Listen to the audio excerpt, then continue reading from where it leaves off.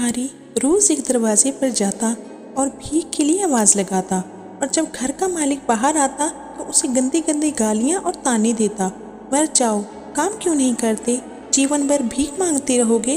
कभी कभी गुस्से में उसे धकेल भी देता, पर भिखारी बस इतना ही कहता, ईश्वर तुम्हारे पापों को क्षमा करे। एक दिन सेठ बड़े गुस्से में था, शायद व्यापार में घाटा हुआ था, तो भिखारी उसी वक्त भीख मांगने आ गया। सेठ ने आओ देखा ना ताओ सीधा उसे पत्थर से दे मारा।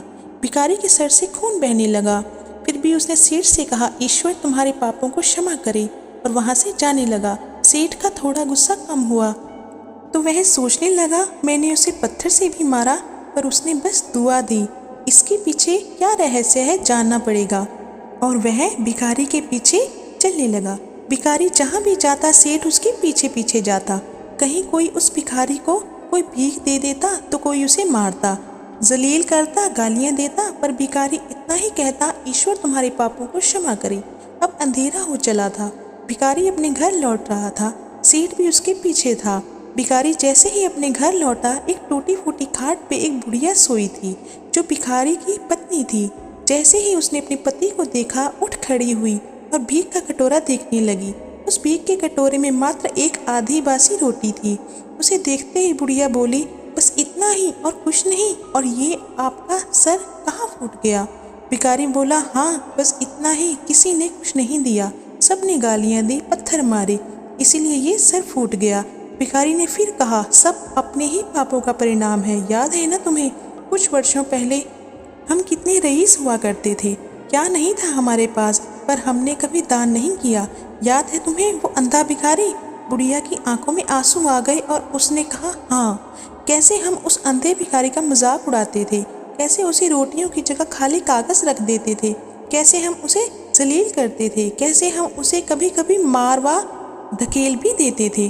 अब बुढ़िया ने कहा, हाँ सब याद है मुझे, कैसे मैंने भी उसे राह नहीं दिखाई और घर के बने नाले में गिरा दिया था।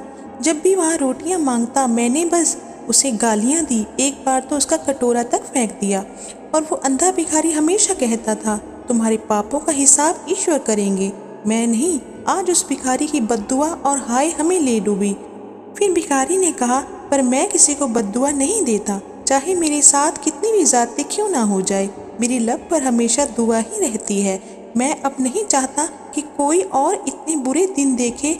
मेरे साथ अन्याय करने वालों को भी दुआ देता हूँ, क्योंकि उनको मालूम ही नहीं वो क्या पाप कर रहे हैं, जो सीधा ईश्वर देख रहा है। जैसी हमने भुगती है कोई और ना भुगते, इसलिए मेरे दिल से बस अपना हाल देख दुआ ही निकलती है। सेठ चुपके चुपके सब सुन रहा था, उसे अब सारी बात समझ आ गई थी।